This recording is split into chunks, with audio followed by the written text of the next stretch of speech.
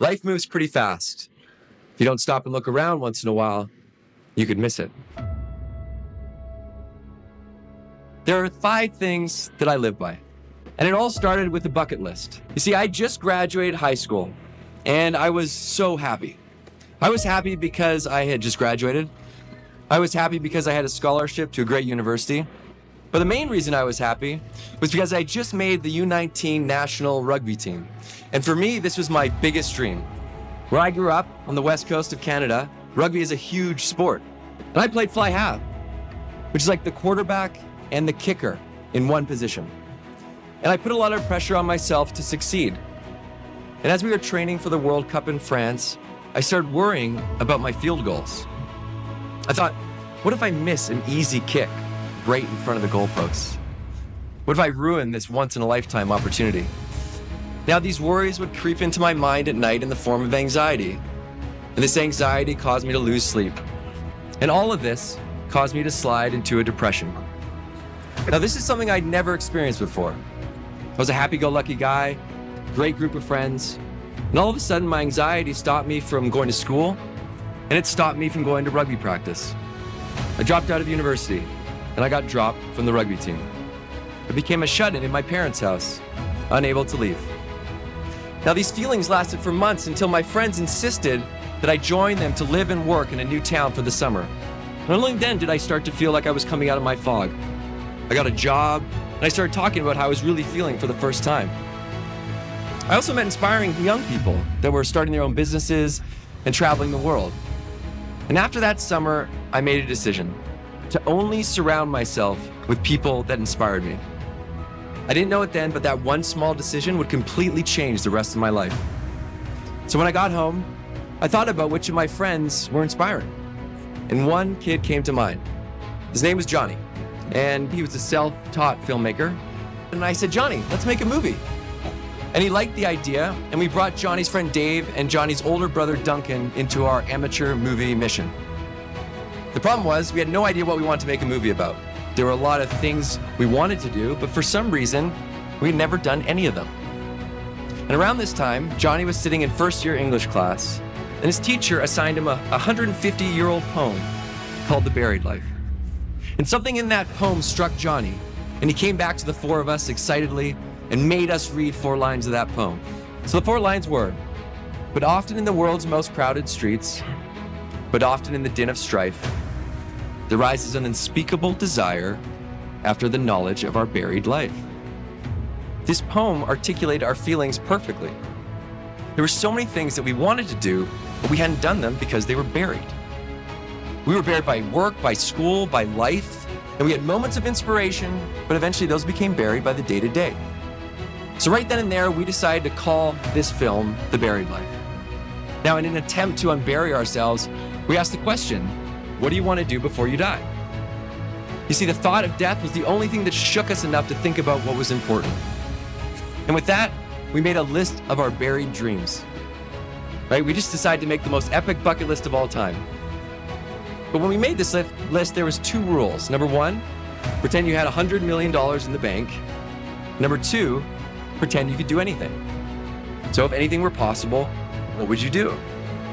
Well, we would make our own TV show, go to space, write a number 1 New York Times bestseller, pay off our parents' mortgage, tell a judge you want the truth, you can't handle the truth, walk away from an explosion in slow motion, and have a beer with Prince Harry. We also made a promise. Every item we crossed off our bucket list, we'd help a complete stranger do something on their list. Our plan was to take 2 weeks off our summer jobs before we went back to school and go after our list, help others along the way. So we each worked 2 jobs so we could buy a camera on eBay and build a website. We had lofty goals of renting a brand new 30-foot RV, but we settled for a 1977 Dodge Coachman RV that we pulled out of a small swamp.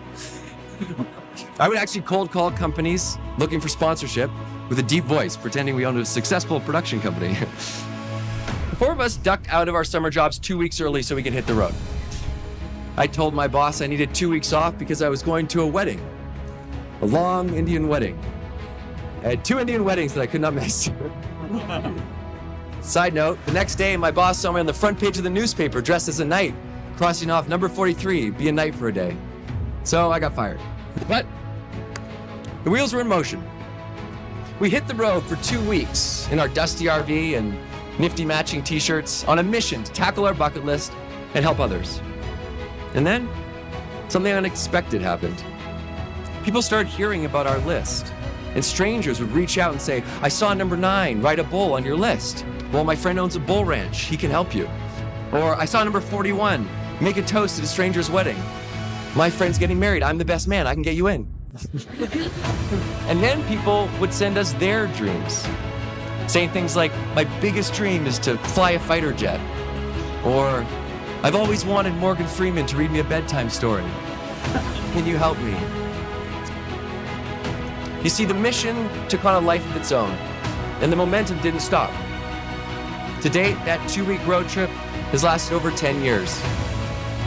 And the list items that I was convinced were impossible have somehow been checked off. List items like number 95, play basketball with President Obama at the White House. And number 19, write a number 1 New York Times bestseller.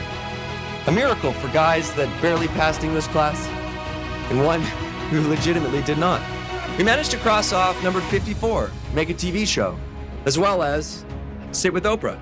And we even crossed off have a beer with Prince Harry. So oddly enough, it's not these big list items that mean the most. It's been the times when we've helped other people do what they love that remain the highlight. Now, when you take this next journey, whatever you do, just know that there will be ups and there will be downs. There will be times when you struggle. We are told, be strong, get through it on your own, don't rely on other people, don't be a burden, don't be someone else's problem. The truth is, this is backwards. From someone who has been there, this is backwards. We're all human beings. And when you hit that struggle, know this, you are not alone. And more importantly, asking for help in that time of need comes with no shame. Because whoever you go to for help will one day return the favor and come to you in their time of need. And this is the world we want to create. A world of connectedness and compassion. The truth is, any struggle you have overcome has made you stronger. Those battles have taught you things you never knew and taken you to places you never thought you could go. They've given you a depth of empathy for other people who might be struggling with something similar.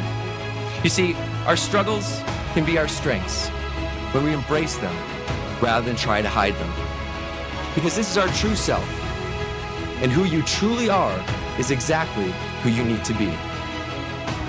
Now, in order to be your true self, know this, that thing that you've always wanted to do is possible. I'm here to tell you, you can do that thing. Not only can you do it, but you must do it. And I understand that it might feel impossible, or you might question yourself asking, what makes me special enough to go after my dream? Well, you're not special, and neither am I, and that makes us equal. You see, we were just young and dumb enough to follow our gut and not listen to anyone that told us it was a waste of our time. But that naivete is what fueled us. And as Henry Ford says, whether you think you can or you think you can't, you're right. Your job now, as you embark on this next chapter, is to stop and think about what's important to you. Not what's important to your parents or your friends or your teachers or your Instagram followers, but think about what's important to you in your gut and in your heart. And if that scares you, that's good. And if people say you're crazy, that's better. And if you can't think about what your passion is, feel what your passion is. What excites you when you think about it? Follow that feeling. Because if it's not what you really want, you simply will not have the energy to succeed. You see, it's easy to get buried by the everyday grind, to put your dreams on the back burner next year until next year. But we must not forget the words of the brilliant philosopher, Ferris Bueller. Life moves pretty fast. If you don't stop and look around once in a while, you could miss it. Now take a second to think about your secret dream, right? What is it? And now that you're thinking about it, how do you accomplish it?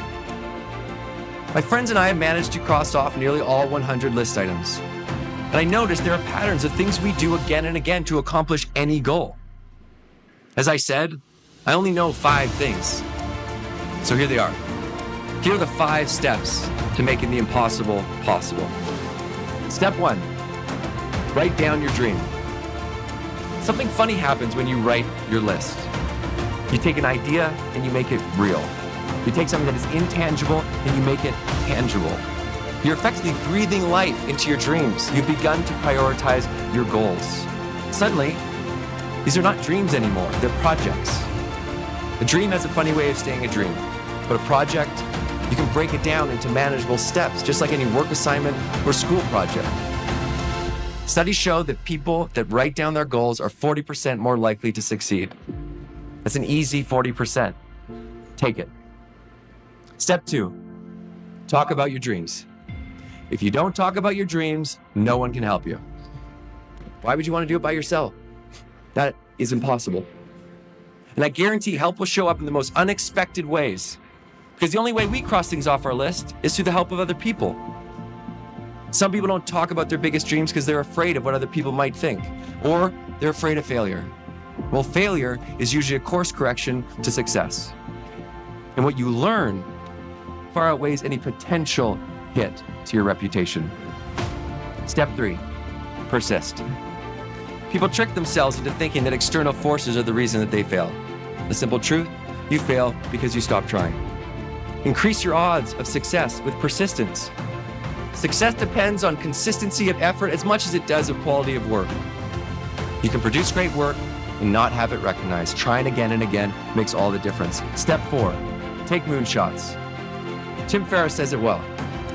99% of the world does not believe they can do great things, so they shoot for mediocre goals. They shoot for realistic goals, right? So the level of competition is highest for realistic goals. Therefore, if you shoot for unrealistic goals, there's less competition. You have a higher chance of getting it done. Quite simply, a big dream motivates you to get out of bed every morning, and it attracts the best people and best talent by your side. You want those people standing next to you, right? Not doubters. And if you don't know how to do it, that's okay. All you need to know is the first step. You'll figure out the second step after the first. And finally, step 5, give. As you know, helping others fills you up in a way that doing things for yourself does not, and often brings you a greater sense of fulfillment. Not only that, it also helps you get stuff done. When people see you out in the world helping others, they want to help you. Jim Carrey says, the effect you have on others is the most valuable currency there is. This rings true. Because when I look back, it's the times when I've stepped into someone else's life in a moment that means so much to them. Now I want to share 4 final lines from The Buried Life, the 150-year-old poem that started it all. A thirst to spend our fire and restless force in tracking out our true original course, a longing to inquire into the mystery of this heart which beats so wild. Don't stay buried. By doing what you love, you inspire other people to do what they love. And that ripple effect goes far beyond what you'll ever know. It's time for you to track your true original course. Because today is the youngest you will ever be. Thank you so much. Congratulations.